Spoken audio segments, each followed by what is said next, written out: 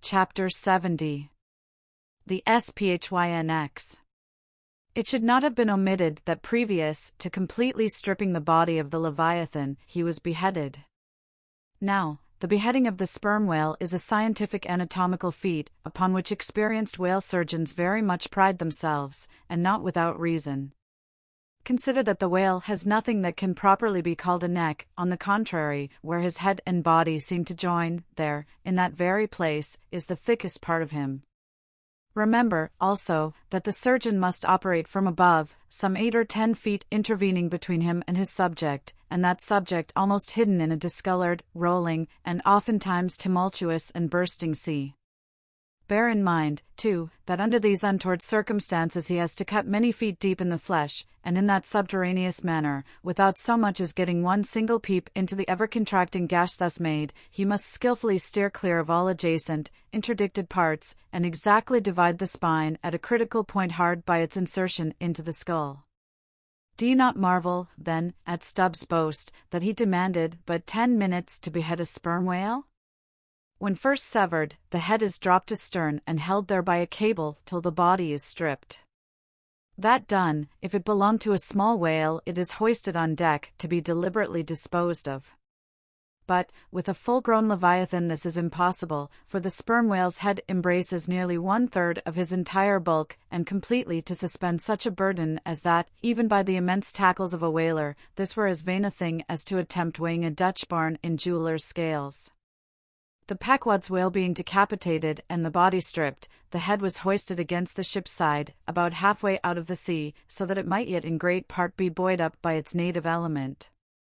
And there, with the strained craft steeply leaning over to it, by reason of the enormous downward drag from the lower masthead, and every yard-arm on that side projecting like a crane over the waves, there, that blood-dripping head hung to the Pequod's waist like the giant Holofernes's from the girdle of Judith. When this last task was accomplished it was noon, and the seamen went below to their dinner. Silence reigned over the before tumultuous, but now deserted deck. An intense copper calm, like a universal yellow lotus, was more and more unfolding its noiseless measureless leaves upon the sea. A short space elapsed, and up into this noiselessness came Ahab alone from his cabin.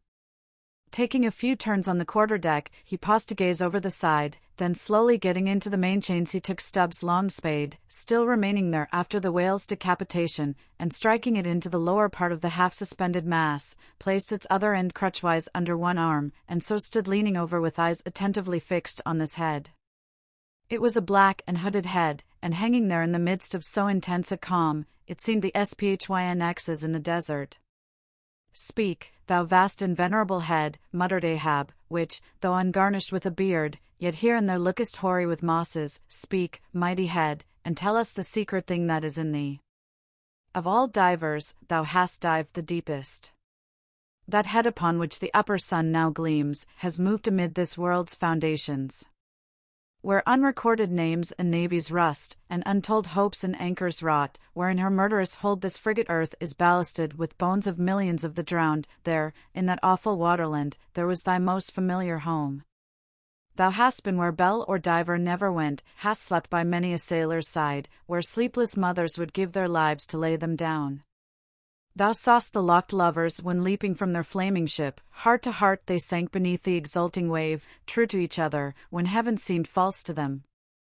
Thou saw'st the murdered mate when tossed by pirates from the midnight deck, for hours he fell into the deeper midnight of the insatiate maw, and his murderers still sailed on unharmed, while swift lightnings shivered the neighboring ship that would have borne a righteous husband to outstretched, longing arms. O head! Thou hast seen enough to split the planets and make an infidel of Abraham, and not one syllable is thine. "Sail ho!" cried a triumphant voice from the mainmast-head. "Aye?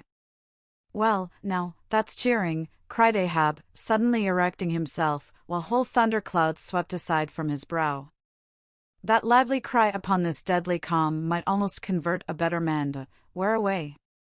3 points on the starboard bow, sir, and bringing down her breeze to us. Better and better, man. Would now St. Paul would come along that way, and to my breezelessness bring his breeze. O nature, and O soul of man! How far beyond all utterance are your linked analogies? Not the smallest atom stirs or lives on matter, but has its cunning duplicate in mind.